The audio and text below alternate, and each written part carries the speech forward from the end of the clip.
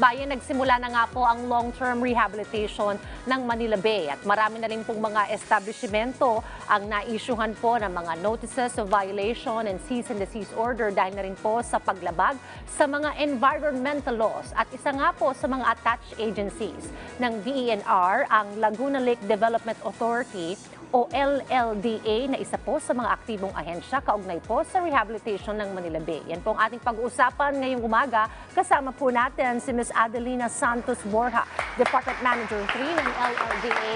Good morning, ma'am. Thank you for joining us. Good morning.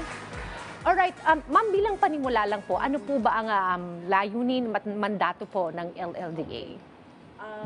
Ang LLDA kasi is a special agency, so to speak.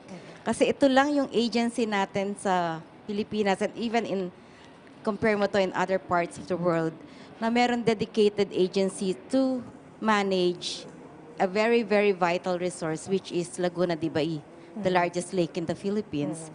So it was, actually LLDA was created through Republic Act 4850 and this coming October, we will be celebrating our 50th year. Wow! Yeah. Advance happy golden anniversary po sa LLDA. Alright, ma'am, very active po ang LLDA kaugnay sa long-term rehabilitation ng Manila Bay. And I understand, kayo po nag-i-issue ng mga notices of violation and cease and desist orders. Ilan na po ba ang mga na-issuehan natin ng mga establishmento, ma'am? Yes, before answering that, the intent really why we issue cease and desist orders and why we issue notices of violation.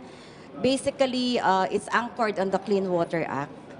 And all industries that uses water and discharge wastewater, they have to follow a certain standard.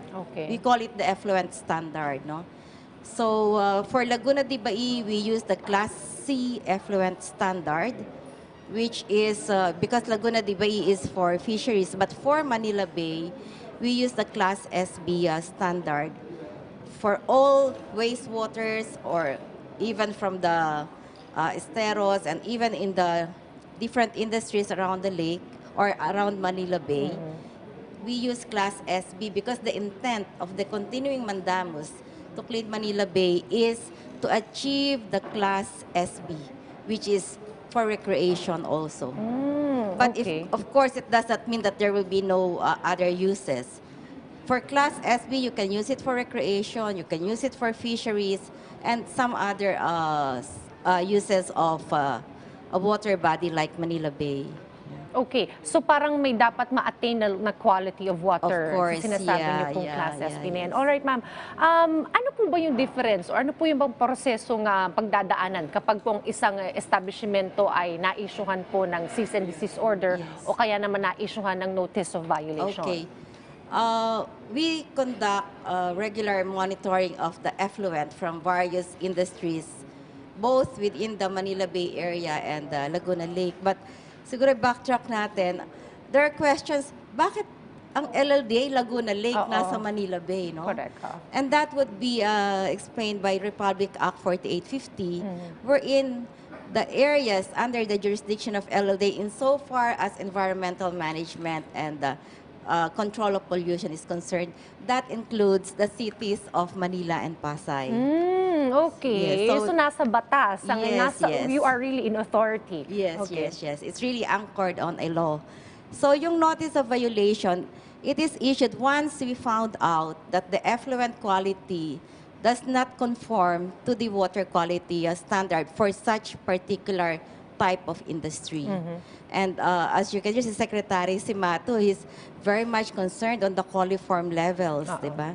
So if it exceeds these coliform levels, the biochemical oxygen demand, the pH, the nutrients, meaning nitrates and phosphates, and the total suspended solids, these are the basic parameters we use.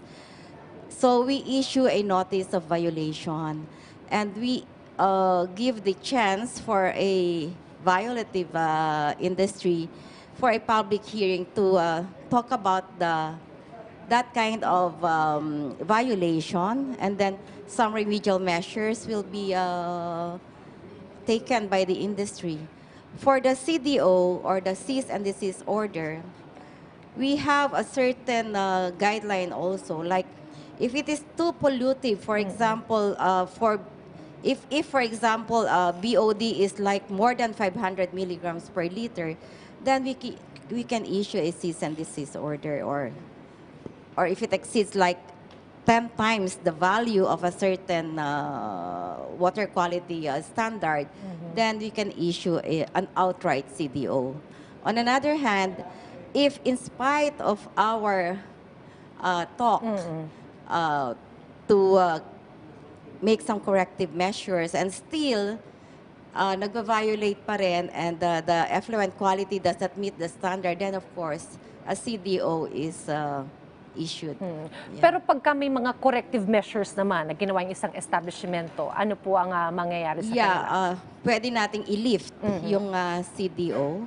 Or, and then, yung corrective measure na yon, we really have to monitor. Oo. Yeah. Kailangan sustainable ang mga measures nila kasi baka pang-una lamang tapos sa dulo mawawala rin yung dapat nilang gawin.